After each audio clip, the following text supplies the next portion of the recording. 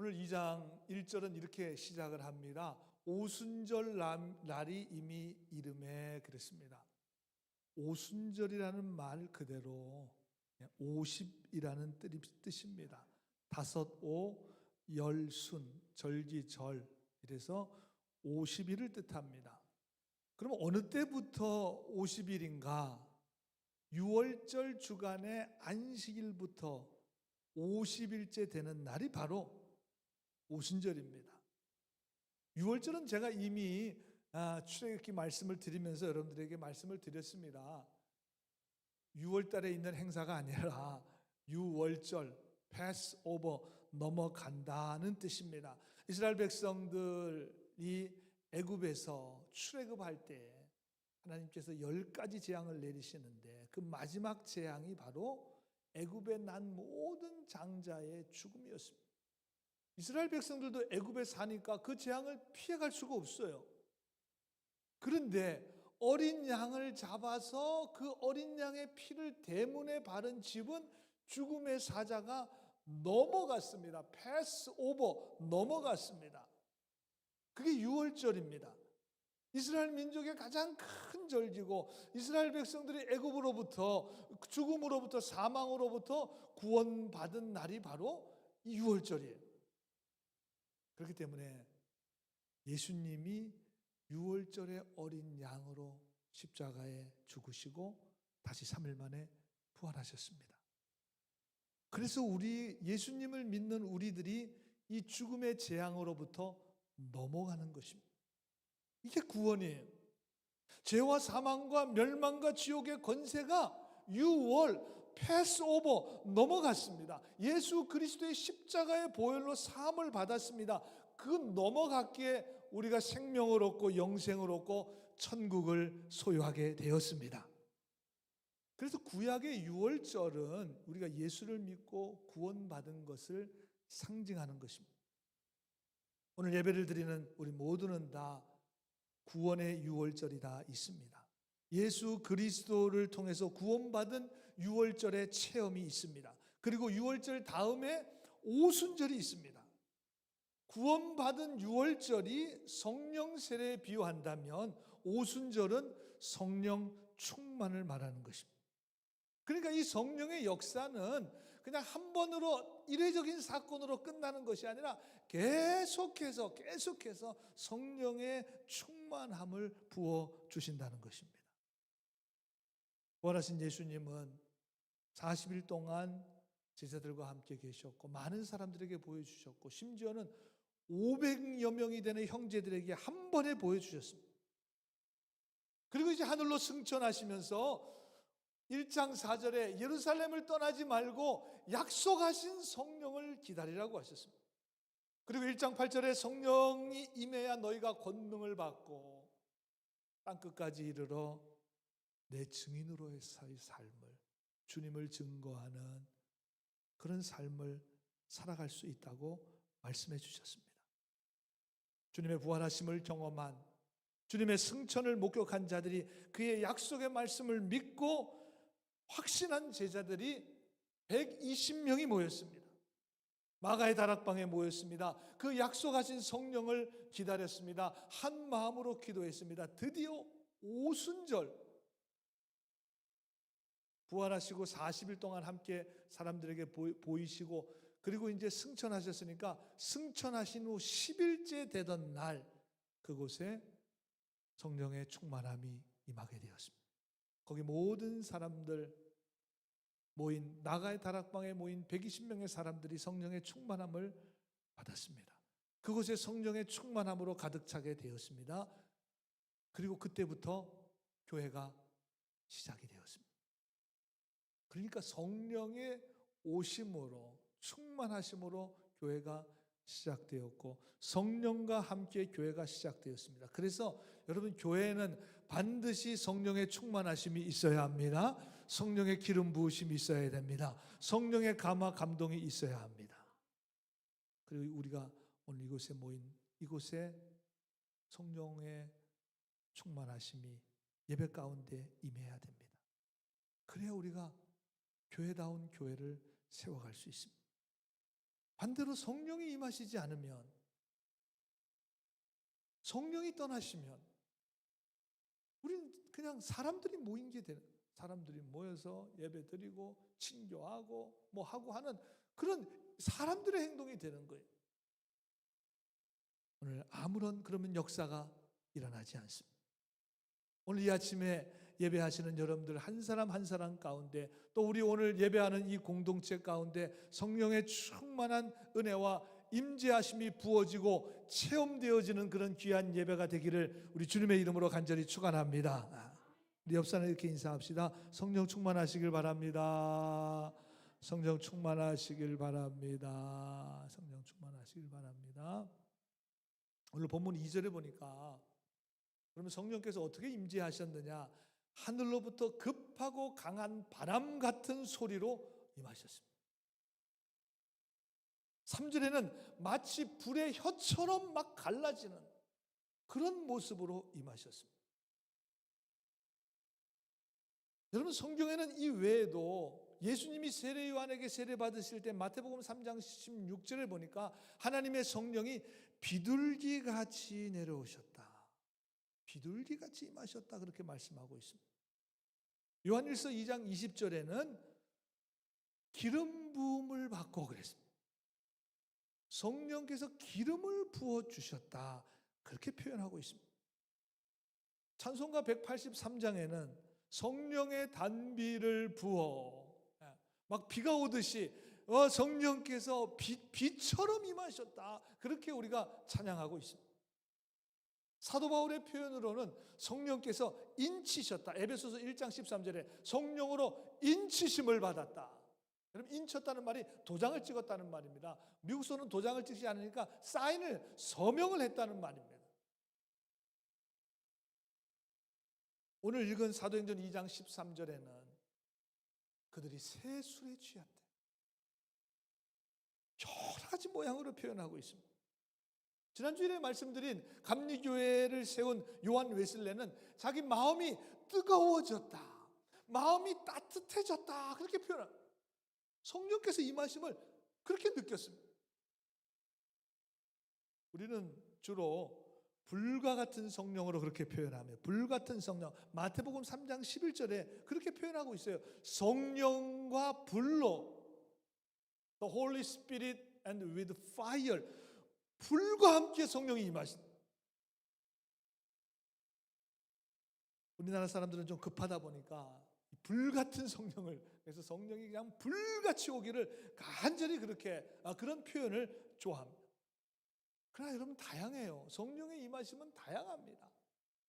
조용히 임하시기도 하고, 조용히 묵상할 때 임하시기도 하고, 또 하나님 앞에 정말 부르짖어 간절히 통성으로 기도할 때 임하시기도 합니다. 혼자 있을 때 임하시기도 하고, 여러 사람이 함께 모여서 예배하고 찬양하고 기도할 때 임하시기도 합니다.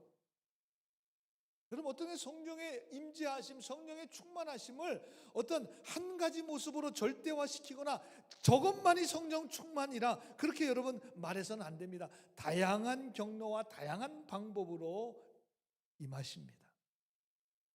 또 어떨 때는 각 사람에게 특별히, 각 사람에게 정말 그분에게 딱 맞는 모양으로 임하셔요.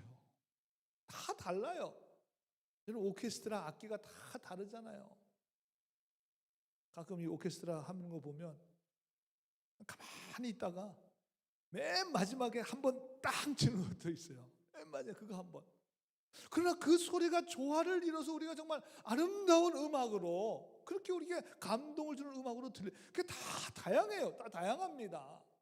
성령의 임재하심도 그렇게 다양한 것입니다. 다양하게 임하십니다. 그래서 아름다운 거예요. 똑같은 게 아니에요. 공장에서 찍어내듯이 똑같은 것이 아니라 다양하게 임하기 때문에 그것이 아름답고 귀하고 복된 것입니다. 어쨌든 성경은 이 성령의 임재하심, 성령의 충만하심이 여러 가지 다양한 모습으로 표현하고 있습니다. 그런데 가장 중요한 것은 오늘 4절 말씀해 보니까 그들이 다 성령의 충만하심을 받았다는 것입니다. All of them were filled with the Holy Spirit. 거기 있는 모든 사람들, 한 사람도 빠짐없이 모두가 다 성령의 충만함을 받았다는 것입니다. 모두가 다 성령의 임재하심을 체험하게 되었다는 것입니다. 그리고 그 성령 충만이 임하자 초대교회에 놀라운 하나님의 역사가 일어나게 되었습니다. 저는 오늘 우리 예배 가운데 정말 한 사람도 빠짐없이 예배하는 여러분들 모두에게 성령의 충만하심이 임하시고 체험하게 되기를 주님의 이름으로 간절히 소원합니다. 이 장을 쭉 읽어보니까 성령이 임하시니까 베드로가 설교하니까 41절에 보니까 3,000명이 회개하고 세례를 받았습니다. 이날의 신도의 수가 3,000이라다. 이때는 예수 믿는다고 고백하자마자 바로 아마 세례를 준 것 같아요. 3,000명이 세례를 받았습니다. 저도 부활절이나 우리 성탄절에 세례를 줍니다. 과거 10여 년 전에는 정말 한 20명, 어떨 때는 많으면 30명도 세례를 받았어요. 세례를 줄 때 참 감동적이죠.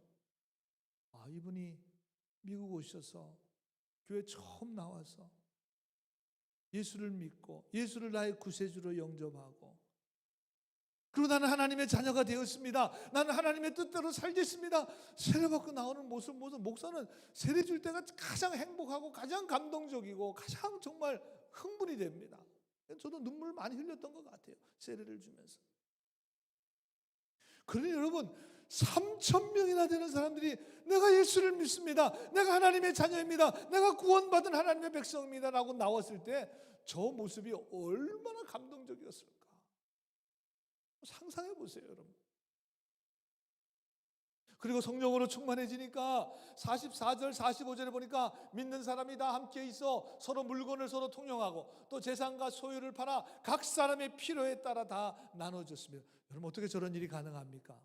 저게 가능합니까, 여러분? 지금 저렇게 하실 수 있으시겠어요? 한 마음이 되니까 서로 필요한 것들대로 다 나눠 가지게 되었습니다. 절대로 쉬운 일 아닙니다. 그런데 성령 충만함이 임하니까 저게 초대교회 가능해진 거예요, 저게. 우리 그리스도인들은 이 유월절 체험, 예수 그리스도의 십자가의 은혜로 구원받은 경험과 확신이 다 있습니다. 그리고 그 구원의 확신을 가진 사람들은 반드시 오순절의 체험이 있어야 합니다. 그것이 바로 성령 충만이에요. 그럼 목사님, 왜 우리가 꼭 성령 충만을 받아야 하나요? 여러분, 우리 안에 성령께서 충만히 임재하실 때, 성령의 임재가 강력하게 느껴지게 될 때, 그때 우리가 변하는 거예요. 그때 우리가 새로워집니다. 리뉴하게 돼요. 정말 우리 올해 교회 표현처럼 리뉴, 다시 새롭게 되는, 내 능력이 아니라 성령의 능력을 의지하게 됩니다. 내가 만들어 놓은 인생의 틀이 아니라, 내가 가지고 지금까지 쌓아온 인생의 노하우가 아니라 하나님께서 원하시는 뜻과 방향과 섭리에 초점을 맞추게 됩니다. 나는 죽고 내 안에 그리스도께서 살아 역사하시는 거룩한 믿음의 삶을 살아가게 됩니다. 도저히 감당할 수 없을 것 같았던 일들도 믿음으로 감당하게 됩니다. 여러분, 내 마음과 심령의 두려움과 불안과 걱정과 염려가 사라지고 마음의 담대함이, 평안이 임하게 됩니다. 그럼 이게 다 성령의 역사하심이에요. 이게 다 성령의 충만하심입니다. 내 인생의 방향과 목적과 인생에 사는 이유가 완전히 달라져요. 하나님의 미션을 이루기 위해서, 하나님의 거룩한 사명을 감당할 수 있는 그런 삶을 살아가게 됩니다. 여러분, 성령이 임하셔야 너희가 권능을 받고, 그래야 복음의 증인으로, 제가 말씀드렸잖아요. 증인, 마르터, 순교자의 적인 삶을 살아갈 수 있는 거예요. 그게 우리의 믿음의 최고의 목적입니다. 그리고 예수님 말씀하신 하나님을 사랑하고 내 이웃을 내 몸과 같이 사랑하는 주님의 그 거룩한 계명을 이루며 살아갈 수 있게 되는 거예요. 성령의 충만하심을 힘입어야. 그럼 그것이 인간적인 노력과 결단으로 됩니까? 안 됩니다. 반드시 성령의 충만하심을 힘입어야 그것이 가능해지는 것입니다. 여러분, 우리가 살고 있는 시대가 참 어렵습니다. 영적으로 우리가 참 어려운 시대를 살아가고 있음이 분명합니다. 우리가 코로나를 지나면서 많은 사람들의 믿음이 무너졌습니다. 목사님, 무너지면 다시 세우면 되잖아요. 근데 무너지긴 쉬운데 그걸 다시 세우려니까 너무 힘이 드는 거예요. 이 회복이 안 되는 거예요, 잘. 무너지는 거는 그냥 한순간에 무너져요. 그럼 건물 무너뜨리는 거 보세요. 한번 팍 바라면 그냥 와르르 무너집니다. 근데 그거 다 치우고 다시 세우려면 믿음도 똑같아요. 무너지는 건 순식간에 무너지는데 그걸 다시 채우려니까 이거 엄청난 에너지가 필요합니다. 지금 우리가 다시 세우기가 정말 그렇게 쉬운 시대가 아닙니다. 한 영혼이 주님께로 돌아오는데 과거 20년, 30년 전에는 괜찮았어요. 우리가 그냥 권면하고 기도하고 좀 이렇게 하면 왔습니다. 지금은 열심히 기도해도 그 영혼을 위해서 기도하고 그 영혼을 위해서 정말 애를 많이 써도 정말 그때보다 몇 배 더 수고해도 한 영혼을 주님께 이끌기가 참 쉽지 않은 그런 영적으로 정말 어려운 시대를 우리가 살아가고 있습니다. 여러분, 그렇기 때문에 힘드니까 우리 하지 말까요? 힘드니까 그냥 포기할까요? 네. 집에서 그냥 온라인으로 예배 드리면 좋으니까 그냥 영상으로 그냥 예배 드리고 말까요? 그래서는 안 되잖아요. 그래서는 안 됩니다. 그렇기 때문에 더더욱 여러분, 우리 시대에 우리가 모두가 다 성령의 충만함을 받아야 될 줄로 믿습니다. 그래야 더 성령으로 충만해져야 돼요. 이 시대는 정말 성령의 충만함 없이는 우리의 믿음을 유지하기도 힘든 그런 어려운 시대를 우리가 살아가고 있습니다. 마가의 다락방에 임하셨던 그 성령의 충만함이 오늘 우리 교회에 임하게 될 줄로 믿습니다. 오늘 이 예배하는 여러분 모두에게 임하게 될 줄로 믿습니다. 여러분 모두에게 다 성령의 충만하심이, 성령의 기름 부으심이, 성령의 능력이 체험되는 여러분들이 되시기를 주님의 이름으로 간절히 소원합니다.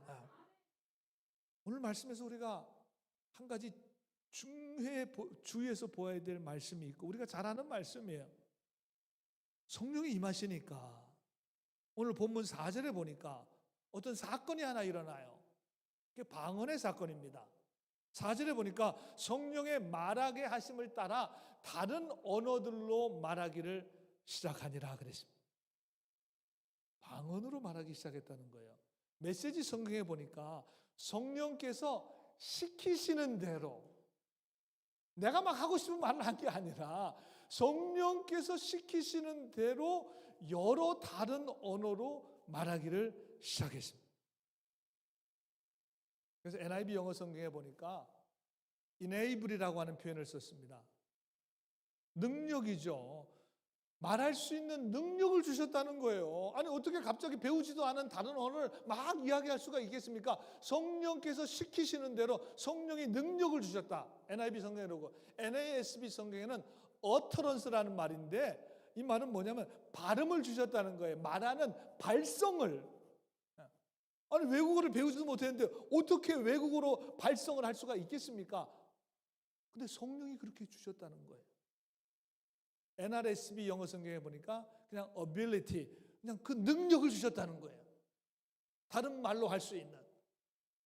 근데 메시지 성경에 보니까 prompt라고 하는 단어를 썼는데 저 prompt라는 말이 뭐 일으키다, 대사를 알려주다 그 말이고 여러분 연극에서 대사나 동작을 이렇게 지시하는 그거를 prompt라 그럽니다. prompt. 그러니까 성령께서 프롬프트를 주신 거예요. 이렇게 발음하라고, 이렇게 발성을 내라고, 이렇게 외국어를 말하라고 그렇게 말하게 해주셨다는 거예요. 성령께서. 참 신비한 현상이죠. 근데 이 방언은 그 당시에 사람들이 쓰는 말이었습니다. 아무도 못 알아듣는 방언이 아니라. 그래서 NIV 영어 성경에는 그냥 tongues라고 그렇게 표현했고, 메시지 성경에는 a number of different languages. 다른 언어들이에요. 다른 언어. 한국말, 영어, 중국어, 일본어, 스페니쉬, 다른 언어들이에요. 다른 언어. 실제 사용하는 언어들로 말하기 시작해요. 그러니까 7, 8절에 보니까 다 놀라 신기하게 여겨 이르. 아니 모르는 말을 했다면 다 그냥 모를 거 아니에요. 다 이게 무슨 말이야 다. 말하는 사람도 모르고 듣는 사람도 모르니까 다 몰랐을 텐데 다 놀랐어요. 왜? 이 말하는 사람들이 다 갈릴리 사람들인데, 아니 우리 각 사람의 난 그런 언어로 듣게 되는 게 이게 도대체 이게 어떻게 된 일이냐. 깜짝 놀랐습니다. 11절에 보니까 그레데인과 아라비아인들이라 우리가 다 우리의 각 언어로, 각각의 언어로 하나님의 큰 일을 말함을 듣는도다 그랬습니다. 참 신비한 일이 벌어졌습니다. 마가의 다락방에 임하셨던 성령의 충만함으로 인해서 다른 언어들을 말하기 시작했는데, 이 다른 언어들은 실제로 그 지역에서 쓰는 언어였고 자기들이 쓰는 말이었고, 그 언어로 하나님의 역사하심을 선포하니까 다들 깜짝 놀라게 됩니다. 그럼 우리가 잘 아는 구약의 창세기 11장에 보면 바벨탑 사건이 나옵니다. 바벨탑을 인간들이 건축합니다. 하나님이 되기 위해서 탑을 쌓아갑니다. 그런데 하나님께서 뭐라고 말씀하시죠? 그들의 언어를 혼잡하게 하여 confuse their language. 언어가 복잡해졌어요. 언어가 그냥 혼란하게 됐습니다. 그러니까 막 당황하게 된 거죠. confuse라는 말이 당황하게 됐다 그 말 아닙니까? 그래서 바벨탑을 쌓는 일이 중단이 됐어요. 아니 말이 통해야 뭘 가져오라 그러면 가져오고 그래 탑을 쌓아갈 텐데 말이 안 통해요. 그래서 흩어지게 되었습니다. 그런데 오늘 초대교회에 성령이 오심으로 서로 말이 통해가 돼요. 서로 이해가 되는 거예요. 왜 그 말로 하니까 이해가 되는 거 당연히. 놀라운 하나님의 역사. 여러분 미국에 살면서 우리가 이민 와서 살면서 제일 불편한 것이 있다면 뭐겠습니까? 영어 아니면 영어. 어려서 오신 분들이야 뭐 괜찮으시겠지만 이 언어 소통하는 문제가 제일 사실은 힘들죠. 전에 제가 캘리포니아에서 목회할 때 고등학교 때 가족들이 이민을 왔어요. 그래서 미국에서 고등학교를 졸업하고 대학을 나오고 사회생활을 하고 그리고 이제 뭐 미국 회사에서 생활하면서 교회를 다니셨던 집사님인데 그분하고 이제 신방 가서 얘기하다 이런저런 얘기를 하다가 영어 잘하시니까 좋겠어요. 그랬더니 자기도 힘들다는 거예요. 자기도 영어가 힘들다는 거예요. 제가 깜짝 놀랐어요. 고등학교 때 와서 지금 미국 회사 다니시고 그런데 자기도 영어가 지금 힘들다. 그러면서 뭐라고 얘기하냐면 마음이 통하는 언어를 하는 게 쉽지 않다는 거예요. 물론 뭐 인사하고 하이하고 뭐 하는 일상생활 영어 전혀 불편함이 없죠. 그런데 정말 그 사람과 마음과 마음이 통하는 언어를 하긴 자기 지금 너무 어렵다는 거예요. 어렵다는 거예요. 여러분 말이 안 통하면 얼마나 답답하겠습니까? 근데 여러분 더 당황스러운 게 뭔지 아세요? 더 혼란스러운 게 뭔지 아세요? 같은 언어를 써도 말이 안 통하는 거예요. 저희 집사람하고 그래요. 같은 한국말 쓰는데 못 알아들어요. 못 알아들어. 죽겠어요 아주 그냥. 같은 한국말 쓰는데 이해가 안 돼요. 서로 이해가 안 돼요. 똑같은 언어를 쓰는데도 다른 언어를 쓰면 이해는 되지만 똑같은 말을 쓰는데도 이해가 안 돼요. 도저히 이해가 안 돼요. 왜냐하면 그건 말이 아니라 마음이 안 통하는 거죠. 마음이 안 통하는 거예요. 언어는 같은데 마음이 다릅니다. 보통 심각한 문제 아니죠. 여러분, 그런데 성령이 임하시면, 성령으로 충만케 되면 여러분, 다른 언어를 쓰는 사람들도 다 알아들을 수 있게 마음이 하나가 된다는 거예요. 같은 언어를 쓰면 뭐 당연하겠죠. 당연하겠죠. 심지어 다른 언어를 써도 그거를 다 이해할 수 있다는 거예요. 서로 말이 통합니다. 말이 아니라 마음이 통하는 겁니다. 같은 마음이 됩니다. 여러분, 바로 이것이 1장 14절에 마음을 같이하여, 마음을 같이하여. 여러분, 이게 되는 거죠. 성령으로 하나가 되게 하십니다. 성령으로 충만했을 때, 하나님의 은혜로 충만했을 때 일어나는 놀라운 하나님의 역사입니다.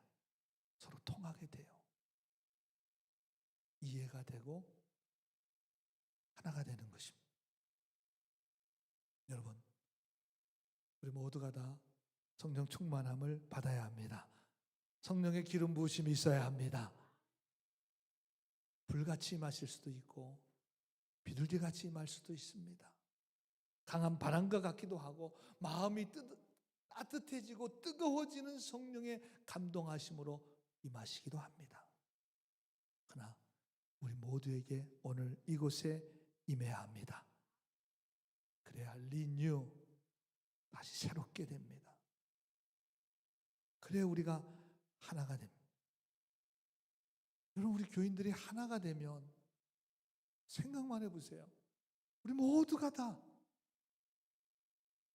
한 마음이 된다면 두려울 때 있을까요?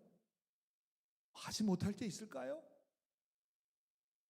초대교회에 일어났던 이 열악한 상황 가운데서 성령께서 하나 되게 하심으로 이런 엄청난 역사가 일어났다면, 여러분, 오늘 이 시대에 성령께서 성령 충만함으로 우리가 다시 새롭게 되고 한 마음으로 된다면 하나님의 놀라운 은혜와 능력과 역사가 이 제단에 부어질 줄로 믿습니다. 우리 교회 공동체가 하나 되어서 하나님 앞에 영광 돌리며 하나님의 거룩하신 뜻을 이루는 그런 귀한 하나님의 일을 감당하게 될 줄로 믿습니다.